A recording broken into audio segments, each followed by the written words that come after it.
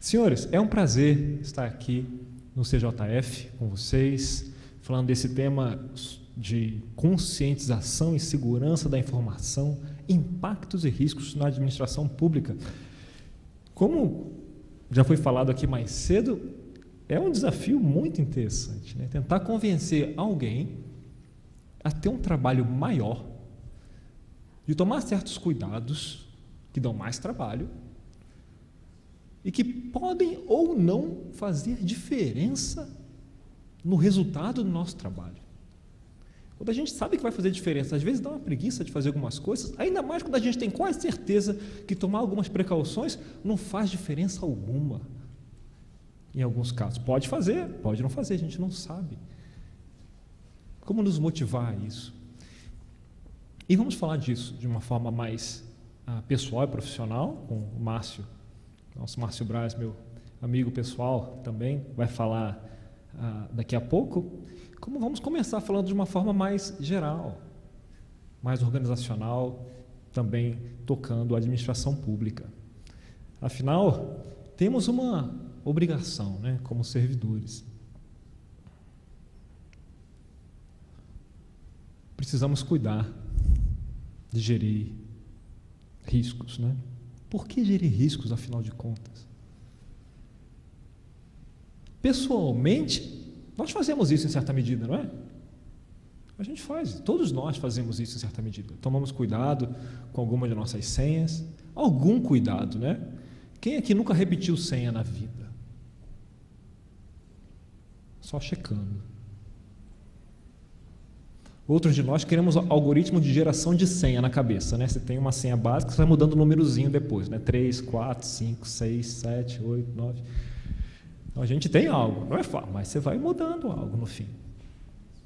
Há um tempo atrás, a gente está fazendo uma auditoria nos sistemas da casa e a nossa equipe que está fazendo a auditoria me perguntou: chefe, a sua senha tem 8 dígitos? Eu falei, tem. A sua senha tem 2 algoritmos? Eu falei, tem. Então é melhor você trocar, que a gente já sabe qual é. O que eu fiz imediatamente, e comecei a entender o quão fácil era abrir algumas informações, dependendo da qualidade da senha que eu colocava ali. Porque gerir riscos, eles podem nos alcançar, né? A gente faz o nosso trabalho, a gente realiza nossas operações, a gente alcança resultados fazendo normalmente mais do mesmo e para pouco para avaliar o contexto em volta. Imagina um sujeito que sempre consegue chegar do outro lado. Daí chega alguém de fora e fala: você precisa se preocupar com isso, com aquilo. E o que ele vai responder? Mas eu sempre trabalhei desse jeito, sempre alcancei bons resultados. Por que eu deveria mudar a forma de trabalhar? Aparentemente, em alguma hora vai acontecer alguma coisa com aquele sujeito ali. Quando as nossas plataformas, quando a nossa forma de trabalhar muda, algumas precauções nossas precisam mudar junto com elas, né? Também não se quer dizer aqui que a gente deve se preocupar tanto com os riscos que o trabalho não pode ser feito. Mas o próprio Márcio me falou, depois de voltar de um congresso de segurança, que um gestor comentou com um auditor: se eu implementasse todos os controles que você gostaria, você não teria um negócio para auditar. O que é verdade. Senhores, existe risco zero? Qual é a única forma de ter risco zero? Muito bem, não fazer. E não é interessante isso? Eu já ouvi de mais de uma fonte confiável diferente que há pessoas, há gestores que têm alguns mandamentos, regem a sua conduta de gestão por alguns mandamentos. Primeiro mandamento: não faça, não tente, não ouse, porque se você fizer, você vai errar. A melhor forma de não falhar, não desperdiçar, é não ser chamado às favas. Pelo controle, é não fazer. E ele está certo? Claro. não é uma forma absoluta de estar certo, porque uma hora ele não vai entregar resultado também e vai ter que voar dali. Mas por algum tempo vai estar mais seguro do que muitos outros que fazem e correm riscos e assumem riscos. E a verdade é que mesmo que nós tomemos cuidado, alguns riscos vão se materializar. Sinto muito, é a vida, vai acontecer. Quero fazer uma pergunta aqui antes para vocês conhecê-los um pouco melhor. Quantos aqui estão na área de TI do CJF? Ok, muito bem. Quantos foram e não estão mais na área de TI do CJF? Sempre tem alguém aqui. Muito bom. Muito bom. Vamos então lembrar um pouquinho do passado? Que tal? O CJF foi criado em que ano? 66. Você estava lá? Não, né? Não, né? Por favor, né? Não. Lembrando um pouco disso, então, há pessoas no CJF que devem lembrar disso aqui, certo? Devem lembrar. Alguém que lembra disso aqui? Lembra, né? Arquivos e pastas. Em alguns de nós, isso aqui deve despertar algumas coisas, né? Que tipo de emoção isso aqui desperta aqui?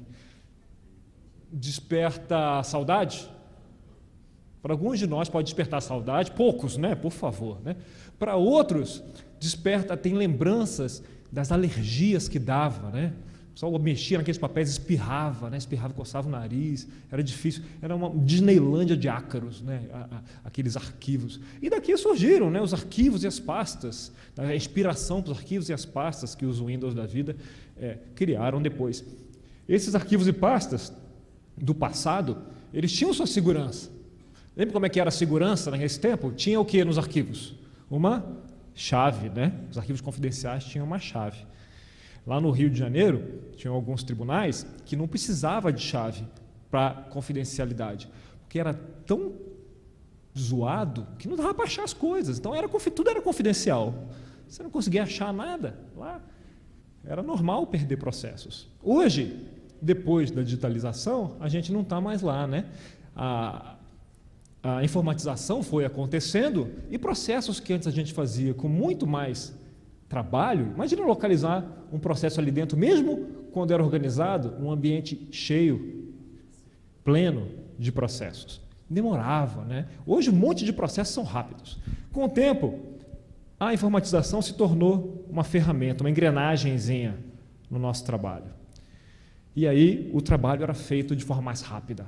Década de 80, 90, alguns órgãos demoraram um pouco mais, né? A maioria do mundo, 70, 80, algumas organizações, 90, ali, 2000, foi informatizando isso e se tornou uma ferramenta. E nós fomos percebendo que íamos nos tornando cada vez mais dependentes dos sistemas, não é verdade? Cada vez mais dependentes.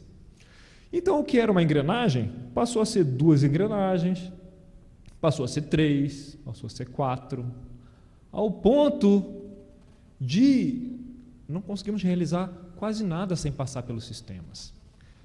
Alguns aqui tenho certeza que tentaram imprimir a guia do E-Social essa semana. Foi fácil? Não foi fácil, né? Não foi fácil.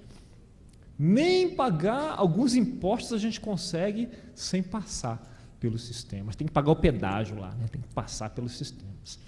Hoje, a gente já nos fala mais de dependência. Quem fala de dependência de tecnologia já está com a cabeça ultrapassada, não tem mais dependência. Hoje é tudo uma coisa só, né? Nosso trabalho se confunde com a informação, com o ambiente que sustenta a informação. A gente não consegue mais pensar. Tudo bem, Jesse? A gente não consegue mais pensar fora dessa forma. E quanto mais jovem a figura, mais integrado é, mais absorvido é. A tecnologia nos absorve. Eu não sei, consigo imaginar um casal conversando e o pai perguntando, né, para a esposa, o marido, que ele lembra que ele costumava ter um filho adolescente, né, mas por onde anda não se sabe, né, de tão internado, né, absorvido pelos conteúdos online que existem hoje. Estamos integrados completamente. Não se fala mais dependência. Nós pensamos dessa forma. Hoje, quem nasce, já nasce aqui dentro. Nossa relação com a informação mudou. Mudou. E quem não mudou, ou vai mudar, ou vai perceber que se tornou, trabalha com handicap, né, com uma limitação muito forte. Alguns servidores acabam se tornando ultrapassados. Não pode, servidores ultrapassados, mas é isso que acontece, porque não consegue mais trabalhar dentro de um ambiente que é informação hoje. Informação é pervasiva. O que é pervasivo? Que se espalha, difunde por toda parte, tende a propagar-se ou estender-se totalmente. Isso ela está em todos os lugares.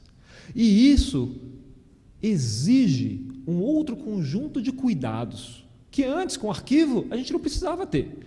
A informação estava lá dentro. Se tivesse trancado, não saía de lá de jeito nenhum. Eu tinha alguns cuidados. Às vezes tinha cofre, né? Às vezes tinha chave. E quando tinha cofre, tinha o mesmo problema de senha. Tá bom? O pessoal botava as senhas mais óbvias, data de nascimento, data de casamento, essas coisas, e quem tinha um pouquinho de criatividade abria a maior parte dos cofres. Só que tinha que chegar no cofre, né, para abrir. Hoje não precisa mais. Isso aqui é um exemplo de algo bem analógico, né? Uma caixa de papelão. De novo, falando da história, há um limite para o que a gente consegue fazer fora dos sistemas. A gente consegue, imagina uma caixa, você consegue empurrá-la para cá e para lá, né? Processo bem simples de trabalho que existe. Empurrar para lá e para cá uma caixa, beleza. Se essa caixa aumenta de tamanho e fica mais pesada, eu não consigo fazer sozinho. São dois empurrando essa caixa para cá e para lá. Se ela aumenta mais de tamanho, 3, 4, 5, tem uma hora que eu não vou conseguir mais, vou precisar de uma estrutura muito grande para empurrar essa caixa aqui para um lado para o outro. Daí chega, então, a tecnologia da informação e traz uma rodinha para empurrar essa caixa para lá e para cá. Fica mais fácil empurrar a caixa, não fica? Ela vai mais rápido, não vai? O processo é simples, só empurrar a caixa. Fica mais fácil, ela vai mais rápido. Qual é a primeira coisa que acontece? Pegamos o caminho da caixa, a gente empurra a caixa por esse lado aqui, vem para cá, empurra para cá, vem para cá, empurra, vira, termina de empurrar a caixa. Beleza. Primeira geração de sistemas. Pega-se por onde a caixa passou e automatiza-se isso. Exatamente o caminho da caixa. Porque é o processo de trabalho que a gente conhece, certo? Então vamos automatizar isso. Pegamos esse processo de trabalho e automatizamos. Entretanto, por que nós fizemos a caixa dar essa volta? Porque aqui no meio tinha um batente. Um batentezinho pequeno, baixo, de 3 centímetros. E se eu empurrasse a caixa pelo batente, ela não ia passar. Ela ia virar, ia acontecer alguma coisa que ela não ia passar. Mas, com a tecnologia, esse batente é um problema ainda? Não. O processo de trabalho deveria mudar.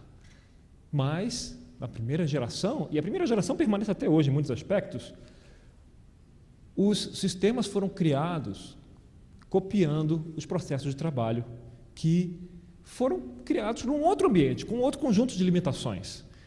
E foram criados pelo caminho mais sinuoso. Se o processo de trabalho anterior tinha imperfeições, essas imperfeições são, então, internalizadas pelo sistema. Se ele tinha falhas, essas falhas são internalizadas pelo sistema. Alguém já viu isso? Nunca aconteceu, né? Porque quando a gente vai automatizar, a gente sempre pensa, né? Pensa, aproveita a oportunidade para repensar os processos, aproveitar os ganhos de escala, não é assim? O pessoal está intimidado com a sua presença aqui, viu? Só fecha os ouvidos. Assim. Muito bem.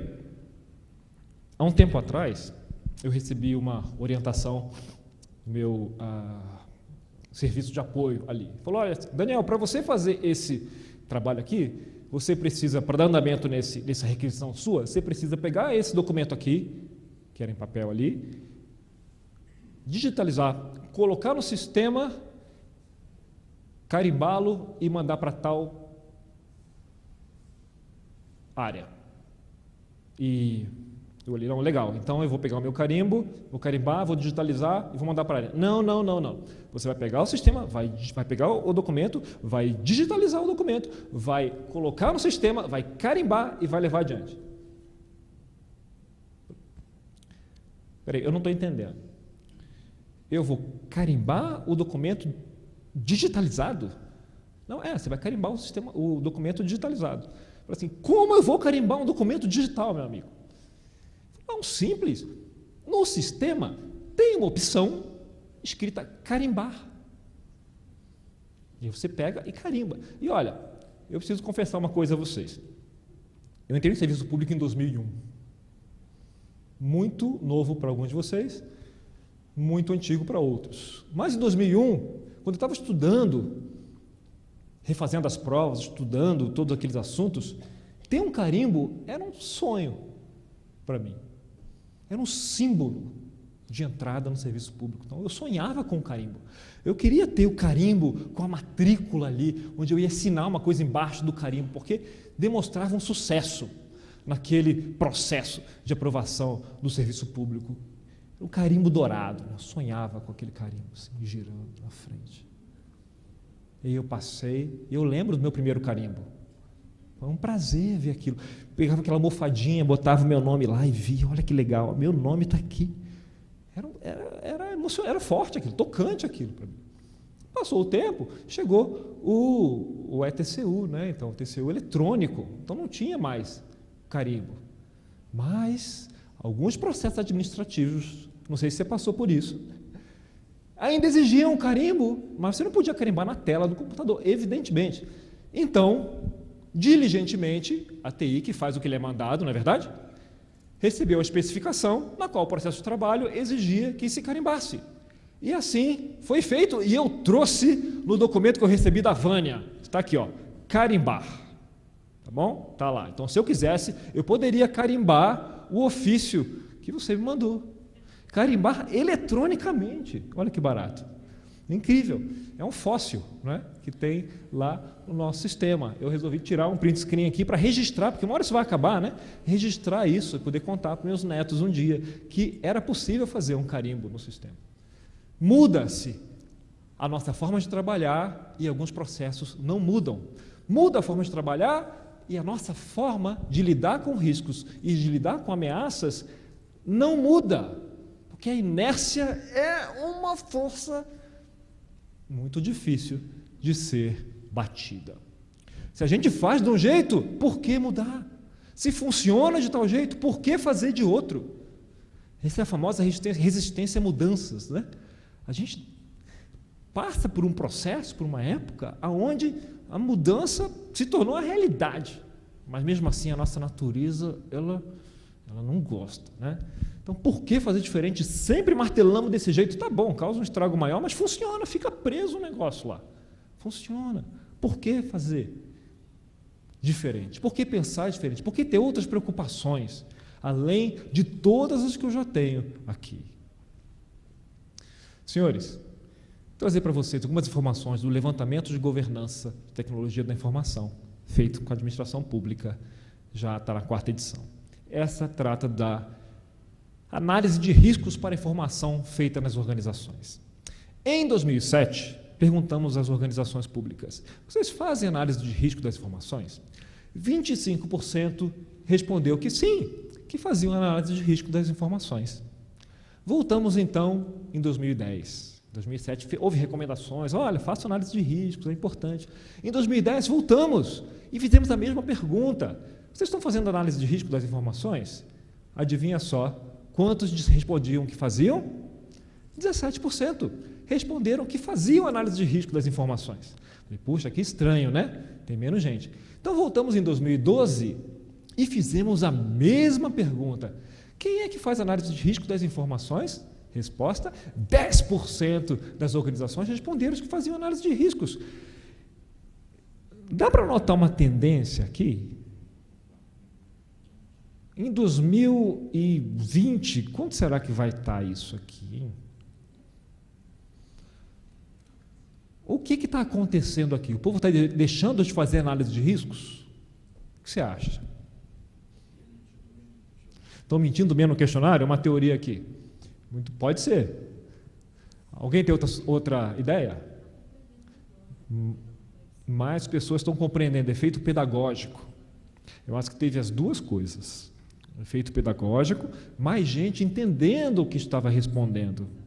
Em 2007, a gente fazia pergunta e pedia uma evidência. Então, muita gente falava, você faz análise de risco? Aí o cara falava, faço. Então, demonstre. É porque eu tenho backup. E backup é um tipo de análise de risco. Se eu perder o dado, eu recupero. Então, olha só, tenho backup. Já testou? Não, mas esse é outro ponto. Se eu tenho backup, tem alguma análise de risco. Então, essa era a situação em 2012. Em 2014, já foi diferente, né, o modelo, então houve uma pequena melhora que executa o processo de gestão de risco. 9% diz que sim, 12% parcialmente. Ou seja, eu acho que o 10% era o fundo do poço mesmo, e aqui já tem mais gente mexendo com análise de risco. Mas é muito pouca gente ainda. Por quê? Porque é uma questão de cultura. É uma questão de cultura e que aparentemente não tem relação direta com o resultado da organização. Ah, mas a organização vai estar mais preparada para recuperar-se no caso de uma encrenca. Não, tudo bem. Mas a organização vai conhecer melhor as vulnerabilidades dos seus processos, vai poder se proteger melhor dessas vulnerabilidades e alcançar os resultados com mais consistência. São os subprodutos da análise de risco, né? Não, tudo bem. Mas dá trabalho. É igual saneamento básico, análise de risco, né? Tem que investir recurso, custa caro aqui. E os resultados nem sempre aparecem em forma de indicadores de resultado melhorando. Afinal de contas, lamentar o infortúnio pode ser uma saída segura, né? Todo mundo faz. Análise de risco, quando não aparece o infortúnio, o que aparece para fora? Nada. Só não aconteceu um desastre, né? Difícil vender isso. Qual foi o resultado desse ano? Implementamos uma análise de risco para informação. Quem ganhou o que com isso? Mas, hoje, qualquer modelo de governança coloca a otimização dos riscos como um elemento de valor, junto com a entrega de resultados, junto com a eficiência, como um elemento de valor. Sabe, a gente pode não fazer, mas isso aqui foi um plano de continuidade de negócios elaborado pela minha filha com 11 anos, quando acontece uma tragédia, né?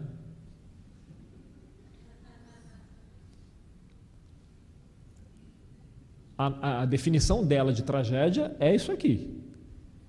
O que fazer quando a internet cai? E ela colocou, olha, primeira coisa, ver televisão.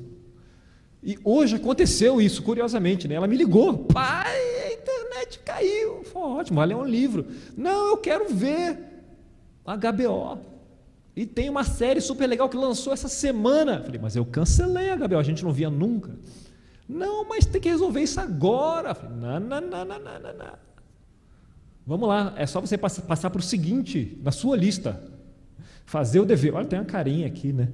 Fazer o dever. Aí, depois de terminar de fazer o dever, ela vai desenhar. Depois começou a faltar o que fazer, né? Então ela botou fazer uma lista do que fazer. Né?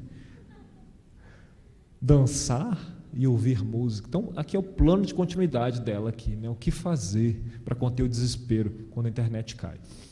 Tá vendo? É intuitivo, né? Gestão de risco é intuitivo. A gente está falando sobre a informação, senhores. E os processos que gerem a informação e os sistemas, hoje, eles acabaram se tornando aquilo que alimenta o corpo todo, né? Como um sistema circulatório. A informação precisa circular livremente, em todos os lugares. Vocês trabalham com informação, né? Vocês trabalham com base de jurisprudência, trabalham com capacitação, trabalham com sistemas para a justiça. Basicamente, o negócio do CJF é informação. Você não fabrica nada. Aliás, fabricam informação. Vocês organizam informação. Vocês produzem informação. Entra informação, sai informação. Razão de existir do CJF é informação. Vocês estão no meio aqui para acrescentar, evidentemente, a inteligência a essa informação. Nossos sistemas automatizam o processo, mas ainda não trazem toda essa inteligência. Isso vai mudar com o tempo, parte da inteligência vai ser embutida, mas ainda não está lá. É informação. A informação precisa chegar em todos os lugares. Não sei se os senhores já perceberam, mas a gente, deixado ali soltos, né, a gente tende ao caos. Né? não tem de organização. Para que essa informação flua direito, de forma segura, a gente precisa governá-la. Precisa governá-la.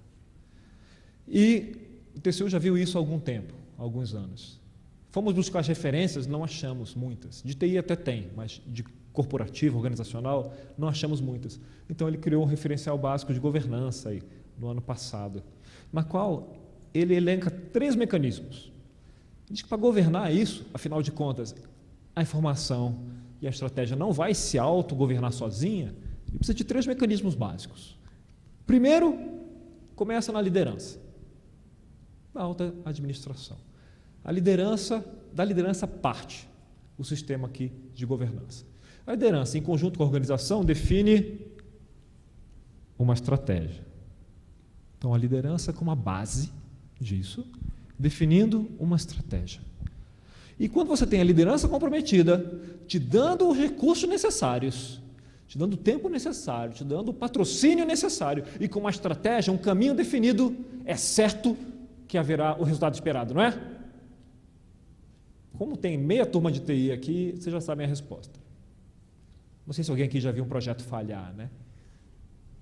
Mas a gente sabe que isso acontece. Então, terceiro mecanismo de governança, controle e gestão de riscos, né? Então, liderança, estratégia e controle, como os 3 mecanismos básicos de governança. Esses mecanismos foram abertos em componentes, né? Que tem pessoas, princípios, comportamento, né? A própria liderança, a estrutura de liderança e a estrutura de governança da organização. Tudo isso dentro do mecanismo de liderança. Para a estratégia, dividido também em 3, não vou explorar todos, e o controle também dividido em 3 componentes. O que está no coração aqui desses 10 componentes? Tá, de novo, a liderança, partindo da liderança, passando pela estratégia e sendo suportada por um sistema de gestão de riscos e controles internos. De nada, viu? Você nem me pediu isso, tá? Aqui, ó. Aqui. Gestão de riscos e controles internos. Então, isso aqui é o elemento básico. Se a gente está falando aqui em governar a informação, em sustentar a segurança da informação, passa por aqui. Ah, mas a segurança da informação não é um problema da TI? Vou tentar explicar de uma forma breve. Não. Está explicado. Não é um problema da TI. A TI está envolvida no processo? Claro. É um problema da TI? Não. Se acontecer uma tragédia aqui com o sistema de informação, se perder um monte de dados aqui e o CJF não prestar mais o serviço que ele precisa, adivinha quem é que vai dar a entrevista lá? Será que é o chefe da TI? Não é o chefe da TI.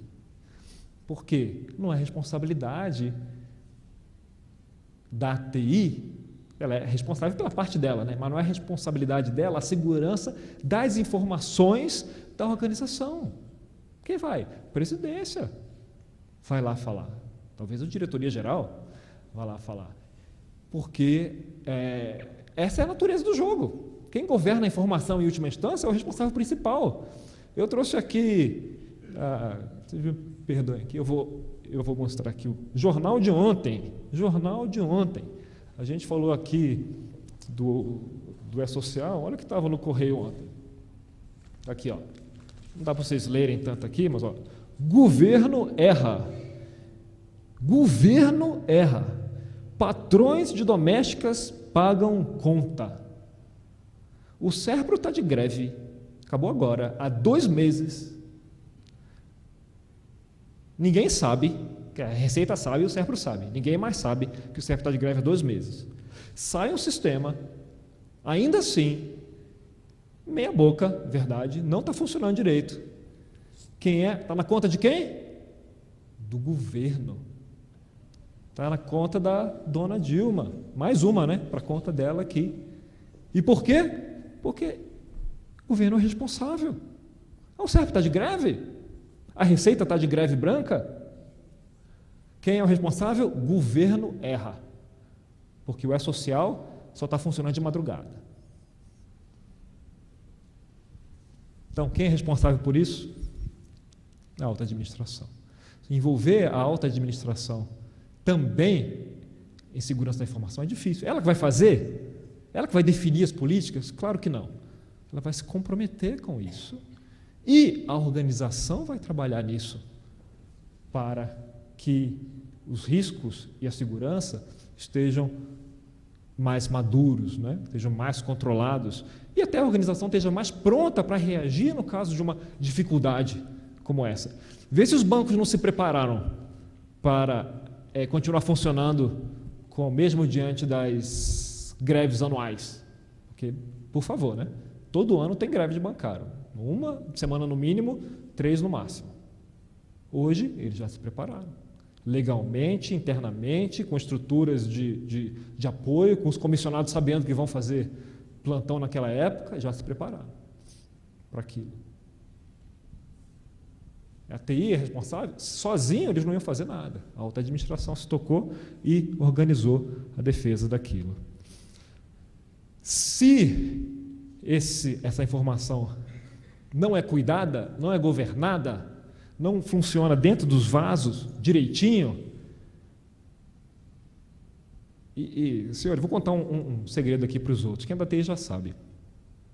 Se a organização usasse um router, alguém já fez um exame de router aqui? 24 horas? Se botasse um router na TI, ia ver que tem uns picos de pressão. E tem dia que esse pico de pressão é um pico só, né? Começa cedo e não termina, né? Vai até o fim do dia. É um pico de ponta a ponta. Isso acaba sendo um sintoma de um suporte do sistema de informação com pouca governança, né? E com tá muita pressão, pode haver um acidente aí, né? Então, é possível evitar isso, afinal de contas, né? Claro que sim. Ou pelo menos diminuir, afinal de contas, os riscos estão aí. Então, a primeira coisa para trabalhar isso dentro da organização está aqui, ó. Reconhecer a necessidade de agir. O que é isso? Isso aqui é uma mandala de implementação de governança para a informação, né?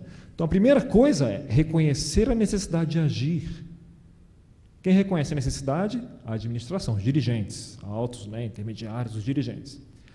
Depois, aí isso aqui vai caminhando para a organização, ó, estabelecer o desejo de mudar. E esse evento aqui é algo nessa direção, na direção de estabelecer o desejo de mudar. Afinal, a gente é movido muito mais a problemas do que a oportunidades, né? A gente é movido mais à dor do que a uma oportunidade. Tem algo doendo, é assim, muitos aqui estão assim, né? Pô, preciso ir no médico, né? Preciso fazer um check-up, preciso ver isso, preciso ver aquilo, não é? Fica adiando o médico, né? Um zilhão de tempo. Fica com uma dorzinha um tempo para você não acelerar esse negócio. Vou logo, tem um encaixe aí, você pode me atender amanhã. A gente é movido à dor, Então, por isso que o pessoal da área de segurança e da área de riscos, eles têm um lado negro.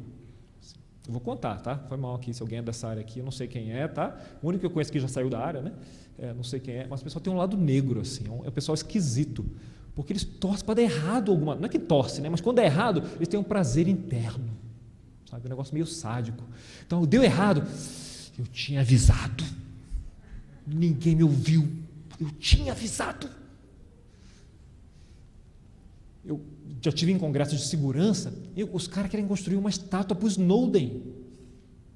Ele virou patrono da segurança. Depois que esse cara veio ao mundo, muito mais atenção e recursos foram dados lá para essas áreas. É um povo esquisito, assim, não anda perto desses caras, não, os caras são estranhos. Assim, eles torcem para umas coisas estranhas. Então, mas a gente não precisa disso. Porque no longo prazo, vai acontecer a tragédia. Se a gente não estiver preparado. É questão de tempo, vai acontecer. Aquele barquinho do início vai afundar uma hora. Vai afundar. Só não vai afundar contigo sem entregar o cargo antes, assim, mas vai afundar. Então, estabelecer o desejo de mudar. Caso contrário, a gente tem que torcer, né? Tem algo de errado com torcer? Não tem nada de errado com torcer, né? Torcer para nada dar errado. Porque eu te garanto, tem alguns períodos que isso aqui vai dar certo. Não vai acontecer nada, afinal de contas, Deus é brasileiro, né? Se a gente, não, né? Deu para notar já nesses últimos anos.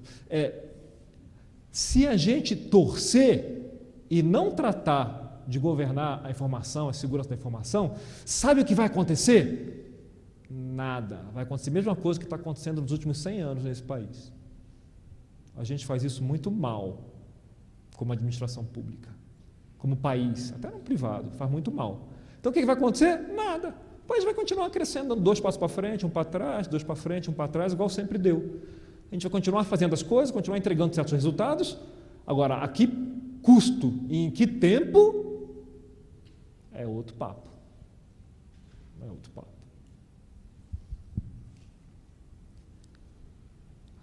Ainda havemos muito de torcer ainda.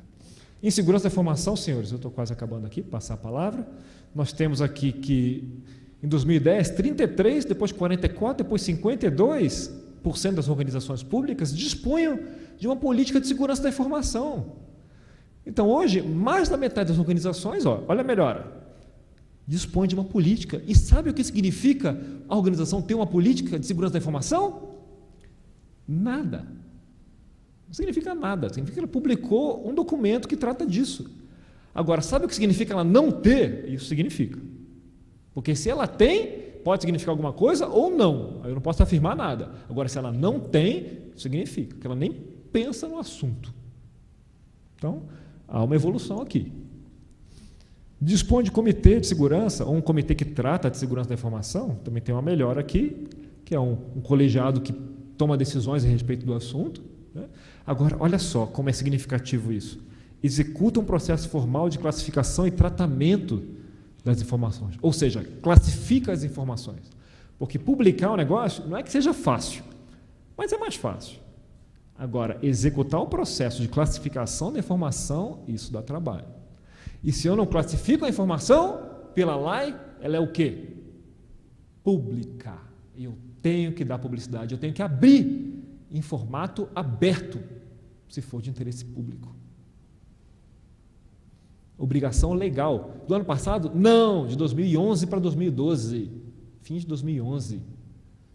Pública, é minha obrigação legal abrir. E se eu não abrir, o que vai acontecer? Talvez nada. Agora, se você der azar e o TCU passar por lá, a orelha pode esquentar um pouco. Qual é a chance disso acontecer? Baixa. Mas a gente está trabalhando, indo a campo. Fechamos recentemente um trabalho nessa área, na área de educação, e estamos voltando nessa área para falar com a SLTI, com o CNJ, para ver como está o processo de abertura de dados. O outro lado, né? A segurança da informação tem o lado da confidencialidade, mas também tem o lado da disponibilidade. Né? Se as informações de interesse público estão sendo disponibilizadas em formato aberto, para a sociedade poder fazer o uso que ela quiser dessas informações. Então, segurança da informação está nesse pé. O TCU, há um tempo, já tem recomendado questões aqui. Né? Olha só, em 2012, ele recomendou que fossem formalizadas metas de governança, como parte do plano diretor de TI, baseadas, aqui, olha só, necessidade de negócio e riscos relevantes. Né? Ou seja, a TI sendo governada de forma a apontar, suprir a necessidade de negócio e de forma a tratar os riscos mais relevantes para a organização. Isso já está martelando-se aí, né, nesse ponto há algum tempo. E a gente vai a campo de tempos em tempos e dá uma verificada nisso. Né? Esse ano fomos a 6 organizações, há 3 anos atrás fomos a 30. E o Márcio foi o herói coordenador desse trabalho, nunca antes feito na história da República. 30 organizações. Senhores, só reforçando a mensagem, a responsabilidade, como eu mostrei aqui, por prover uma boa governança e por cuidar da segurança da informação, em última instância, é da alta administração. E a TI participa? Claro, é ouvida? Sem dúvida. Mas, como o Várcio vai falar aqui, menos da metade dos incidentes de segurança da informação são problemas de tecnologia. Mais da metade são problemas que estão entre, como se diz, a cadeira, né, e o computador. Então, a atuação da TI é limitada, evidentemente. Por isso, é uma questão que extrapola demais a competência da área de TI.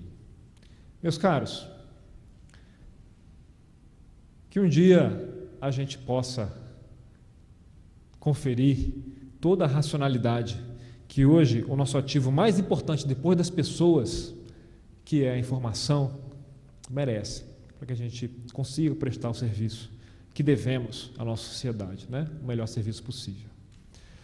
Saindo então um pouco da camada organizacional e corporativa e descendo um pouco mais para a camada pessoal, eu vou chamar agora o Márcio para falar com vocês. Muito obrigado.